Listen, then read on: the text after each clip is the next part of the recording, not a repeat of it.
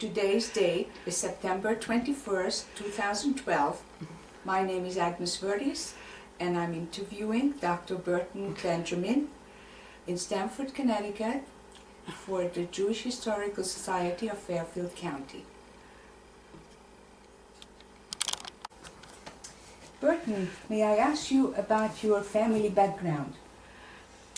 I was born in Boston, Massachusetts. My mother and father were each born in London, England, and met in the United States in the early 1920s. And they married here. They first lived in Brooklyn, where my brother was born, and he's my only sibling. And after some years, they moved to Boston, where I was born and grew up until age 14.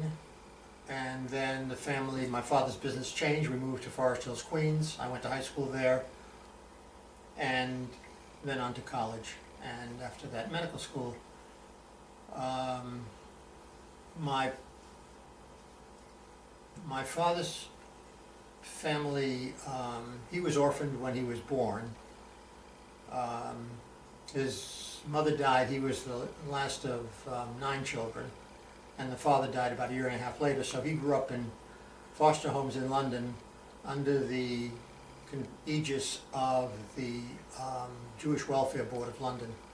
So he grew up in Jewish families. He had a brother who was 13 years older who came to the United States first, and that brother brought over 5 of his siblings one at a time, my father being the last one.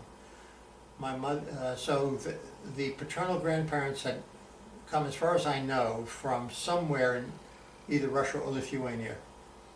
And my mother grew up in London, and her parents had come from Vilna, or the Vilna area, actually from the province of Courland, and they knew my mother's maiden name was Courland. And she was the only one of 4 siblings to come to the States.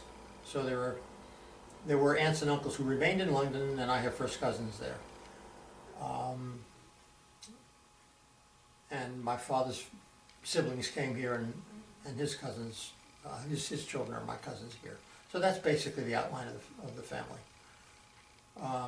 If you wish to know more, my wife, Susan, my late wife, Susan, was born in Queens, New York, to a very Zionist family. Her father was treasurer of the ZOA of America for many, many years, and her mother was a national board member of Hadassah for decades.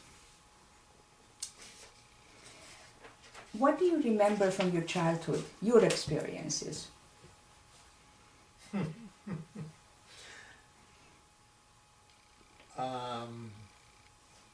Such a broad question.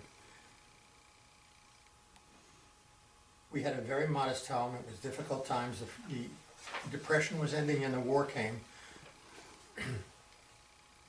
So there was, it was a frugal existence, but comfortable. Oh, I have scattered memories. One of the memories that pops up periodically is that during the Second World War, my mother's parents were living in London, and London was undergoing bombardment and the Blitz, and there was severe rationing. We had a tiny kitchen, and on one of the kitchen chairs there was always a cardboard box which my mother would gradually fill with canned goods and also with the small magazines of that era, Reader's Digest, Coronet magazines, and she would package them up and send them over to her mother and father and her siblings.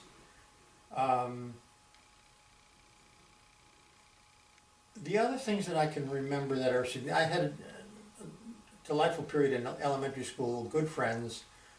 There was a period of time in the neighborhood that we moved into where I first experienced anti-Semitism from other boys who were rather crude and we had party lines in those days on the telephone, and they would interfere on the party line and start to insult either me or somebody in the family who was on the phone. And they would occasionally run after me, chase me either on my way to or from school. There were no physical encounters. But that was an impressionable age, and it sort of stuck with me.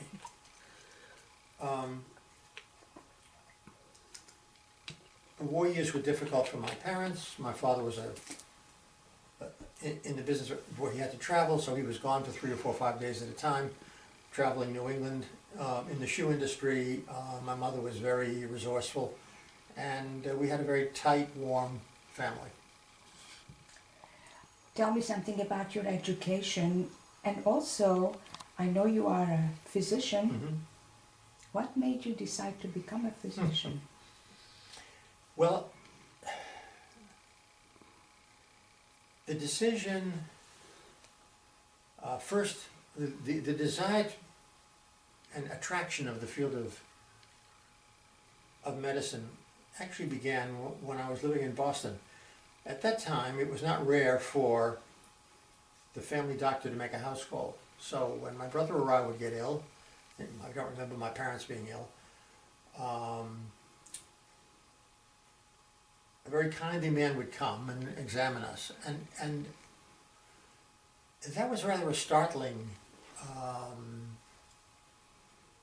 revelation to me, and it sort of got into me that this was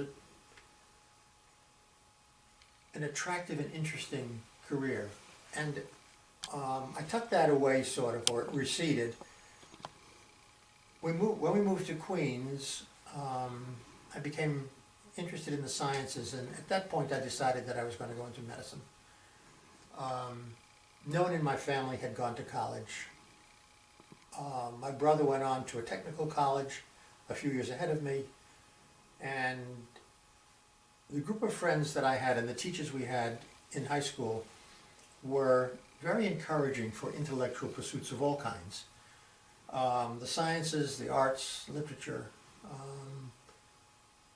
and we formed sort of an informal group of friends who were probably elitist in their interests, weren't interested in sports at that time, would go to lectures and concerts, and I found it very pleasurable and decided at that point that I wanted to go on for a liberal arts education. I went to a liberal arts college in upstate New York, Hamilton College, and took the appropriate number of science courses and was determined to get into a very good medical school.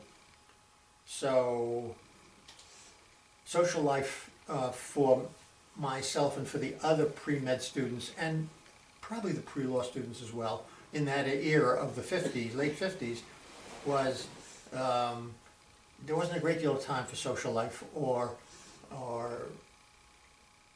what one would call non-academic activities. So we were studying. And actually I had adopted a similar attitude in the last 2 years in high school. I wanted to get into a good college, and I wanted to get it. And I was very goal-driven in those years, and I guess it lasted. So after Hamilton, I got into Columbia University, College of Physicians and Surgeons.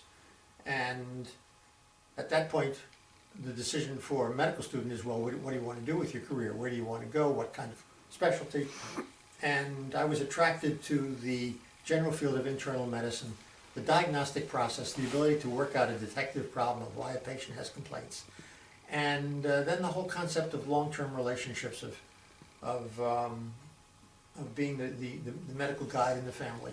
And none of the surgical specialties really appealed to me. I toyed with a couple of things, but I followed my intuition and never regretted it.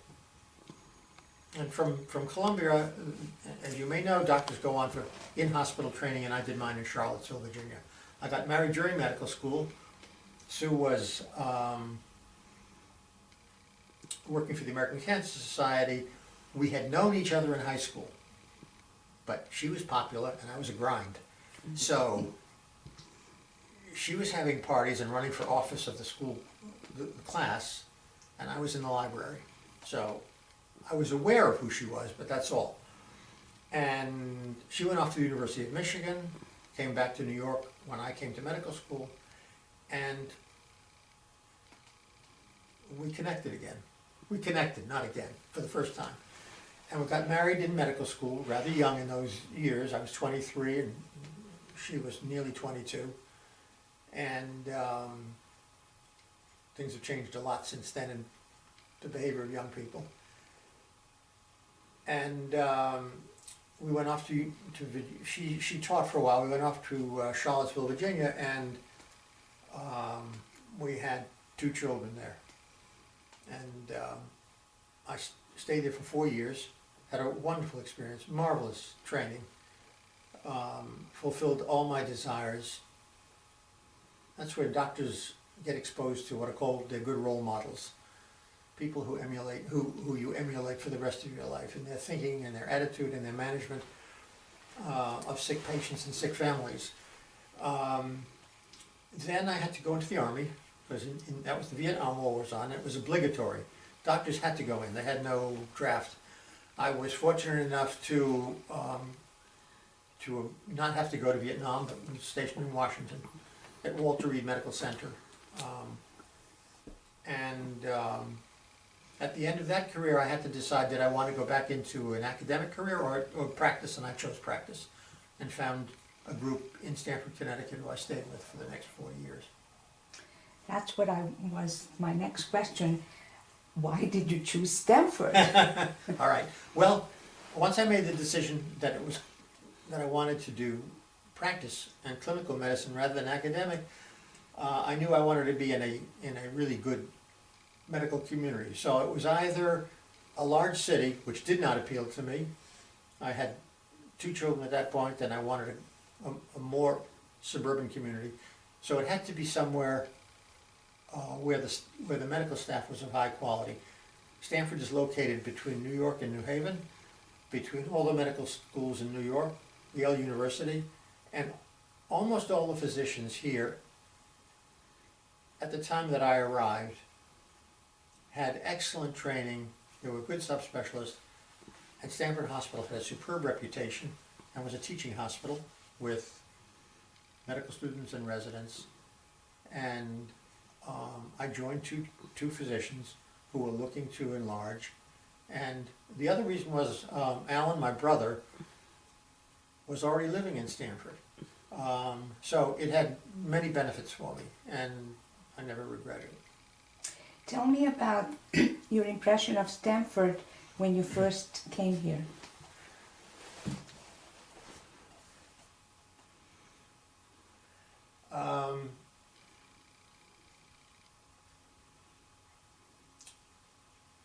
I immediately liked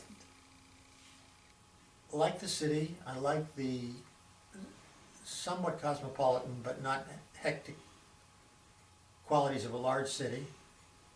And the school system at first seemed to be appealing and satisfactory for us. And there was a very, very solid, established Jewish community.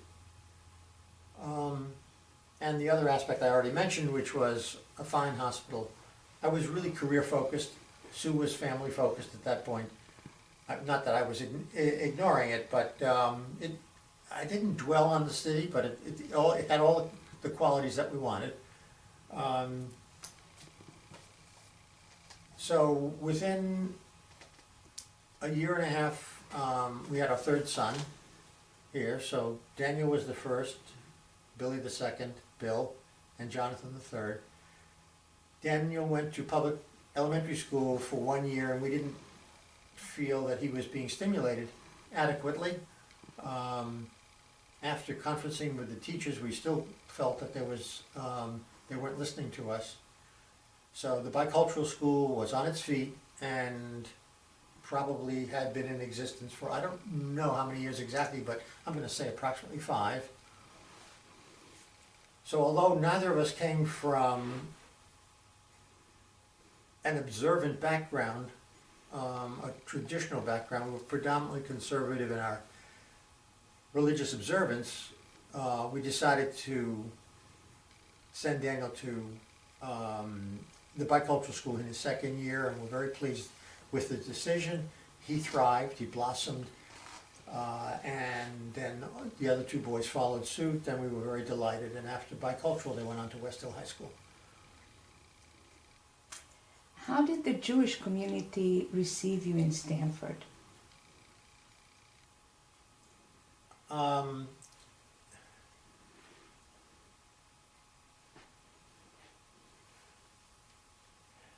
There was no major outreach from the Jewish community. I think there was a welcome committee, if my memory is correct. But I'm not even firm about that, because Sue would have dealt with that.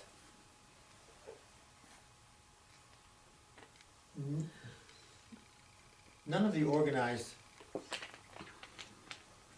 Jewish facilities, temples, synagogues, etc., do I recall, reached out and said, welcome, we're glad you're here. But the social world, which we entered through my brother, who had been living here for several years, and my two fine partners, Jerry Goldfarb and Louis Karras, the friends were extremely welcoming, and they sort of opened and pointed the way of schools and etc. So, but organized, there was no outreach that I can recall. What Jewish organizations existed at the time in Stamford? In addition to the synagogue, Agudah Shalom, Temple of Bethel, and Temple of Sinai, I don't believe that any of the Havarah were in existence at that time. The Jewish Community Center was on Prospect Street, and the United Jewish Appeal was in existence then, before Federation. We joined the Jewish Community Center, and we initially joined Temple Bethel very soon after arrival. And then when son number one entered bicultural school, he came home and said, all my friends are at Congregation of Agudah Shalom. I don't want to go to Bethel, I want to be with my friends. So even though we were not traditional in our observance, we wanted to satisfy kids, so we transferred to Congregation of Agudah Shalom and stayed there. And the kids thrived at bicultural. Mr. S. ran a wonderful school, and we were very grateful, thankful that we had made that decision. So Sue was busy with children, and she became involved immediately. She was keen on communal life and being active, and she immediately volunteered to work within the United Jewish Appeal at that time. She did not work in the school system, but rather with the United Jewish Appeal. And amongst her really great credits was, after a few years, she launched the Jewish Voice, which was the predecessor of the current newspaper, along with several other people, but it was her driving force, her driving idea. Were you involved in any of the Jewish activities other than synagogue and the bicultural? I became involved in UJA, UJF as a fundraiser within the medical community. So annual solicitations, which have been going on forever, there was not an organized group soliciting physicians, so I did it along with 2 or 3 other doctors, and we would visit our colleagues in the Jewish medical community. And then for several years I was on the allocations committee. And then I found that I did not particularly like committee meetings, so I stopped volunteering to be on the allocations committee, because I was really too busy in my career. Did you take part in any other civic activities? Any civic activities rather than just Jewish activities?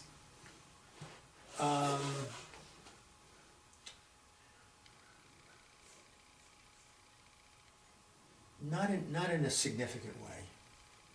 Attending, yes. Contributing, yes. Political campaigns, particularly. Fundraising political campaigns, but I was not canvassing votes. but more attending and following the local politics and contributing. Sue was involved with Brandeis, League of Women Voters. My career didn't allow, there was no time for anything else. Okay.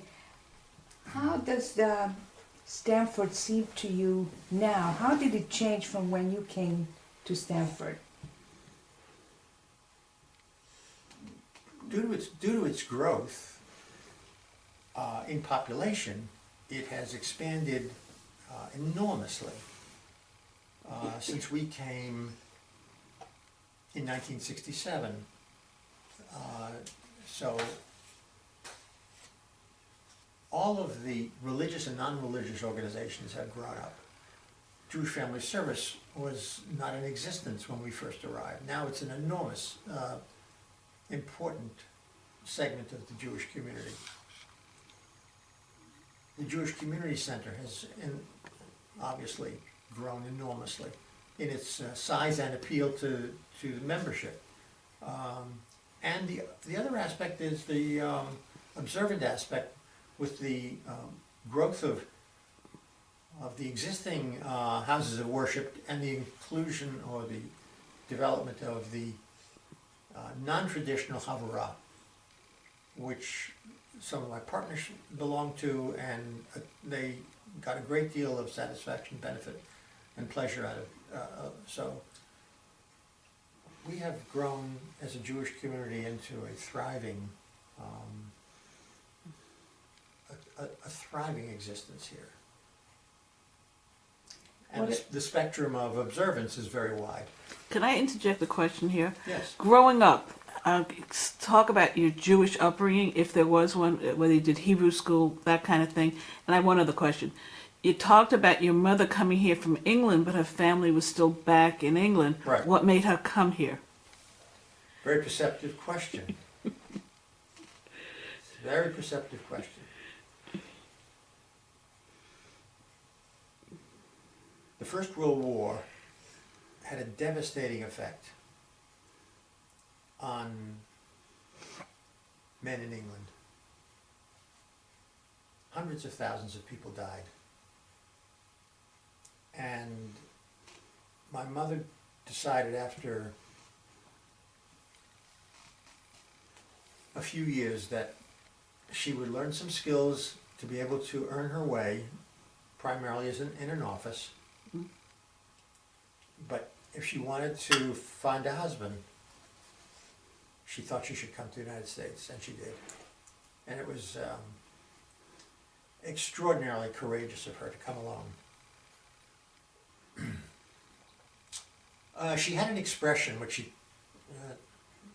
she mentioned to me on several occasions as I was a boy growing up, which she learned from her mother. So her mother was one of these classical Yiddish-speaking women from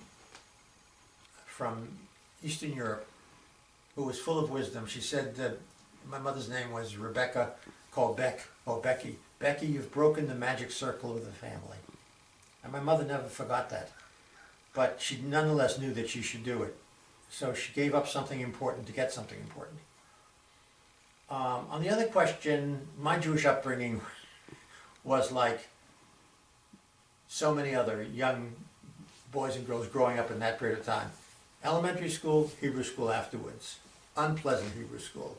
Nasty teachers, crowded rooms, poor pedagogical techniques. There was nothing that warmed me to proceeding after my Bar mitzvah. after my bar mitzvah. Although I did join, at that point there was an organization called Junior ZOA, Zionist Organization of America. I'm not sure that's the exact title of it, but we would, a bunch of boys and girls would meet in school, and I'm not sure we ever... Was your home kosher? Did you do Shabbat? No, Okay. was not. Now,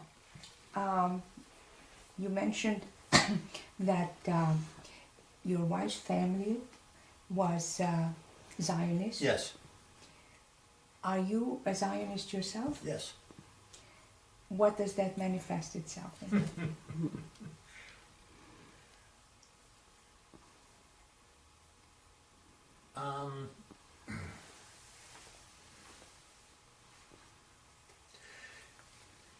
Well, on the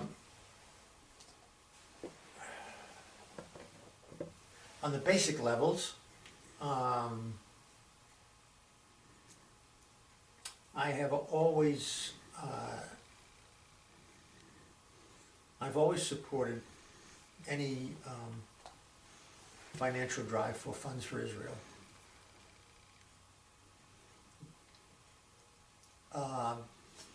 Ever since I started earning any money. That's probably the most significant aspect is financial support. Secondarily, I've been to Israel probably 5 times, starting when I was 17 or 18. At that point, I was between high school and college, and Israel was not even 10 years old. And I remember walking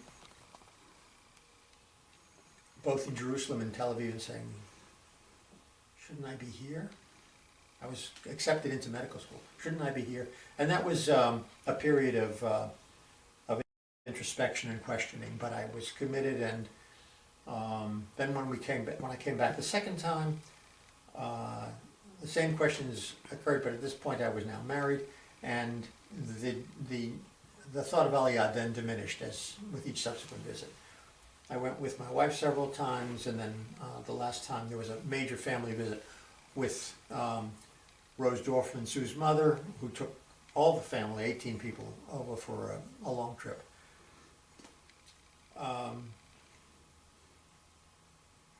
So commitment to both intellectually visiting the country and contributing.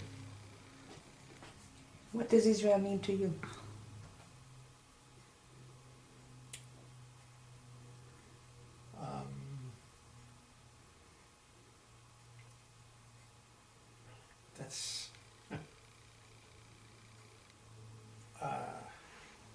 That's not an easy question.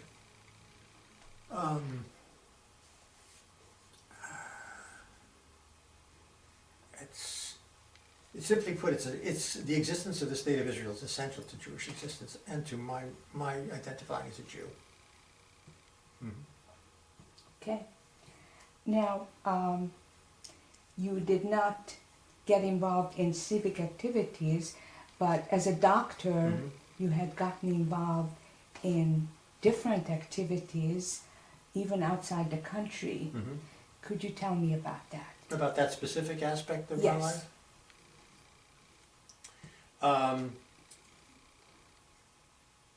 After nearly 40 years and turning 70, and my children all grown, and also that I came to the conclusion that although I loved my career very much, I realized that this might be an appropriate time to slow down and perhaps retire and do other things. So I made the decision to retire, and I won't go into all of the different reasons. They're not pertinent. But as I was entering the last half year, I decided that I really wanted to continue to be involved in the medical field as a hands-on doctor, not an administrator. And I wanted to do something outside the country. And I was fortunate enough to be able to go to East Africa, to Tanzania, for 2 months, 2 years in a row. And the entree to that was through a patient whose husband was on a philanthropic board that channeled funds to a hospital in East Africa, in Tanzania. But I had to go through an interview with a physician priest who had been involved in this hospital for 20 years, Father Peter Lejac. And Father Lejac was a member of the Maryknoll brothers, which is located in Westchester. And he went to medical school and he got ordained as a priest concurrently. And then he started to work in various countries and ended up in Tanzania. And his goal was to improve the health care in a very large hospital in western Tanzania. I met him. He said, absolutely, I could use you. We'd love you to come.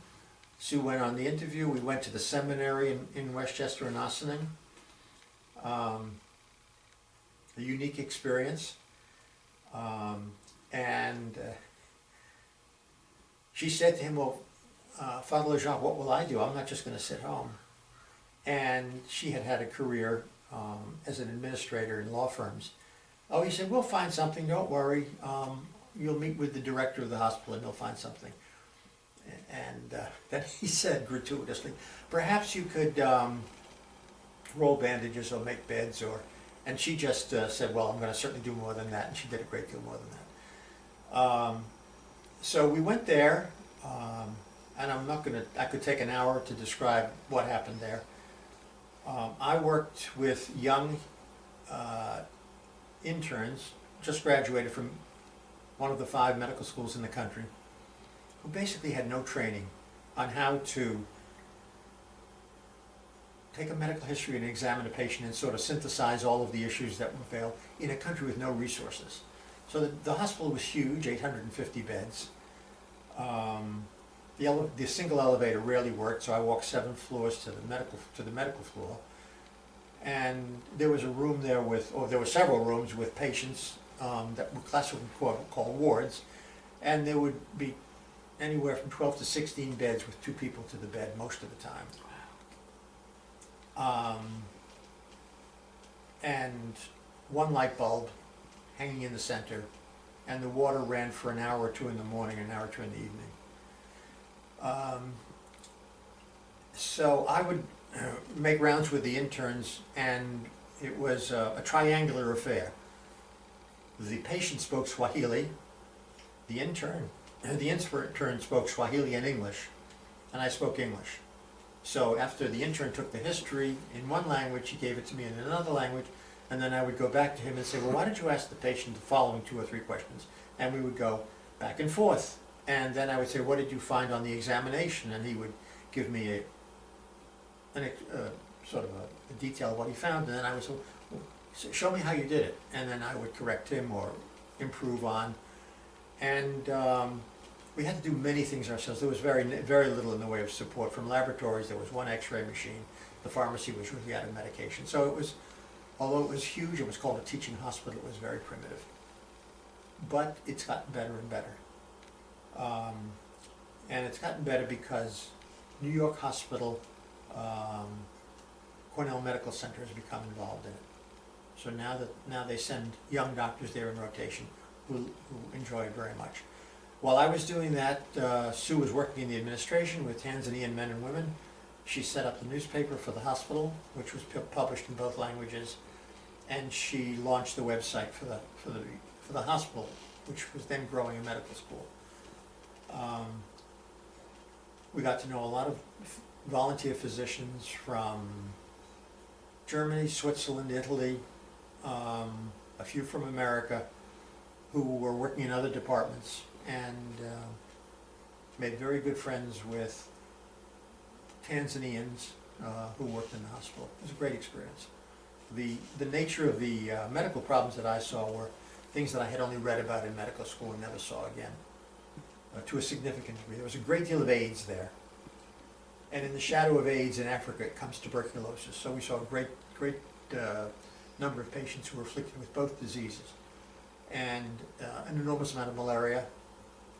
Anyone who entered a hospital with a fever of more than 2 days' duration was diagnosed as malaria until proven otherwise, and they were often treated without a diagnosis being established. We ran out of medicines, we guessed, but it was beneficial for me and it was beneficial for them. How was it beneficial for you?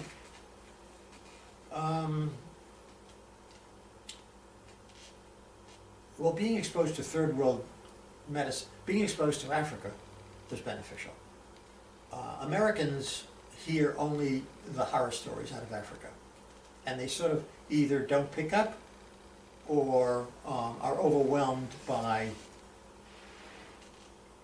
tales of disaster, whether it's war, poverty, disease, political strife. But there's a whole other world which I became aware of. People who devoted to their country, to their language, to the preservation of their culture, to the improvement of their civil society. I was extraordinarily impressed with the Catholic Church and its activities in East Africa for health and welfare, not for proselytizing. But there were men and women who were lay missionaries, non-priests, non-nuns, who volunteered their lives to work there. So it was extremely exciting for us. I'm sure while I was there wasn't a million in the whole country. There was not another. I was in the city of Mwanza, which was a city of about 2 or 3 million, with a surrounding population bringing it to 13 million. And at most, I was the only Jew or one other Jew. Then there was a mission of fact finders who came from Israel for 2 or 3 weeks, and that was their whole exposure. How did it feel being a Jew in such a strange environment? Being white was more important than being Jewish, because the kids and the women on the street would stare at us as we walked by. But you felt no danger? None. I should rectify that answer. Nighttime you didn't venture out. Why? Poverty. Poverty and crime. So, if we did go out, it was within walking distance to someone else. And if we needed to go into the town, you'd get one of the utterly broken down taxis, which had at most 1.5 gallons of gas in it. So they would make a round trip and then they would fill up with another 1.5 gallons. So nighttime you were sort of careful, and we were safe within our place. Daytime was not a problem. Where did you live? I'm laughing because my wife would talk for half an hour about the nature of the facility that we lived in. The hospital was adjacent to a collection of buildings which had been the residence of a former factory and its employees. The factory had failed, and the apartment buildings had been taken over by squatters, and then the hospital took it, and they tried to renovate them for staff like myself or some of their more salaried staff. And when we walked in, it was obvious that it needed intense cleaning and painting. And there was one faucet in the kitchen with cold tap water, and there was a small water heater in the bathroom. There was electricity, so after the dishes were done, Sue would heat a teapot with hot water and use the hot water to wash the dishes. And in the morning I would get up and she might hear me curse because there was either no electricity or no water most mornings. So that was an intriguing way to live, but we managed. And you went back, you say? Went back. How was the experience the second time? Better. They gave us a slightly improved level of living, and I was familiar. Second time I was familiar with the hospital, and a good number of the staff, and had better ideas on how to communicate with the Tanzanian doctors and medical students. By the second year, the medical school in Mwanza, called the Bugando Medical School. Bugando was the name of the hospital, and it was up and running, and we had extremely conscientious students. Not a lot of textbooks, old textbooks. Getting a textbook which is thick and heavy from the Western world into Africa would seem easy, but they're very heavy, and they're very expensive, and they come by container ship. And at that point, only a few of the medical students and interns had the financial resources to have a computer. So that was just happening. I was fortunate enough to be able to connect back to the medical library at Cornell Medical Center and lecture them with the background of being able to do the research the night before, which was very, very helpful. I would have gone back a third year, but it was just hard work. It's for younger people. Now that you're retired, what are you planning to do? Well, I've continued to do some volunteer work at 2 clinics for the uninsured, one sponsored by AmeriCares in Norwalk, and one near in Great Barrington, Massachusetts. I have a weekend retreat up in the Berkshires, and there's an organization called Volunteers in Medicine where retired doctors are. So in that way, I have stayed somewhat involved, not as much as I would like to. It's hard to be, you can't be a part-time primary care doctor. You're either in or out. You can in other specialties.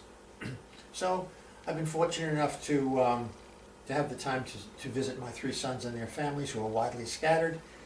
And then my wife became ill, and she died last December. So her illness went on for 3.5 years. And it was a very devastating illness of unknown cause and no treatment. Wow. She lost the ability to speak progressively, but she remained aware of what was happening. So it was a devastating illness for a person whose whole existence was focused on communicating with people. So that's really the transition that happened in retirement. Not expecting it,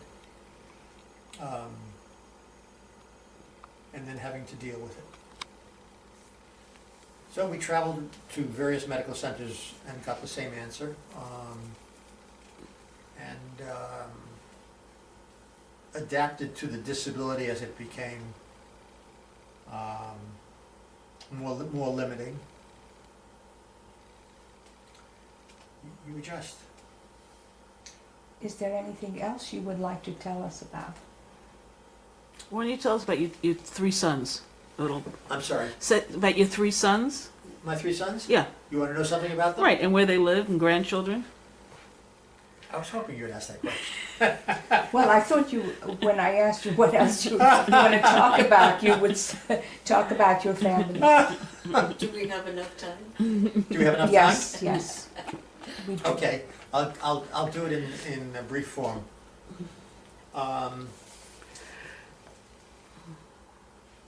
Each of the kids went to bicultural. Each of them then went to West Hill High School. They had good study habits from bicultural, and each was accepted at Harvard and went there. The oldest pursued history, literature, writing particularly. He went on from Harvard to Oxford University on a Marshall Scholarship, and came back with a desire to become a correspondent journalist. And he worked for initially Time magazine, and he requested an assignment overseas. They sent him to West Germany, which was at that point still divided. When the unification of Germany came about, he moved to Berlin from Bonn, and the Wall Street Journal gave him a position as German representative there. And after that, he was interviewed to be a speechwriter in Washington by members of the Clinton administration, and he became a foreign policy speechwriter for President Clinton. Daniel's career has been involved with radical Islam, the jihadist movement, and he was following bin Laden before the New York Times could spell his name. And he worked, after being a speechwriter for 2.5 years, he went to work in the National Security Council and after the Clinton administrations, he went through several think tanks, including the Brookings Institute, and he pursued writing. He wrote 2 books on the subject of radical Islam. And when President Obama was elected, he was asked by Hillary Clinton to join her in the State Department. And he's an ambassador at large with a portfolio in counterterrorism, which is what he's doing right now. Bill, after graduating from Harvard, went into the business world in Manhattan, working for Bankers Trust, and then took an MBA at Wharton University and went into the international real estate as a business career. Joined a firm in Manhattan that opened a London office, and he directs the London office and has lived there for 11 years. And his wife is American, and they're raising their 3 kids there. I should say that Danny, living in Washington, son number 1, his kids have gone to a Jewish day school in Washington. Bill in London, his 3 kids have gone to a Jewish day school in London. And Jonathan, after Harvard, went to medical school at New York University, got an MD and a PhD, and is now an oncologist at Stanford University. And Daniel has 2 boys. Bill has a daughter and 2 boys, and Jonathan has a son and a daughter. So the kids are in good places with good careers, very different, and it's a delight to talk to them and see them, and they get along very well. What else could I tell you about? I've been delighted living in Stamford. It's been a marvelous community to have a profession and to raise a family. And Sue had a wonderful career on her own.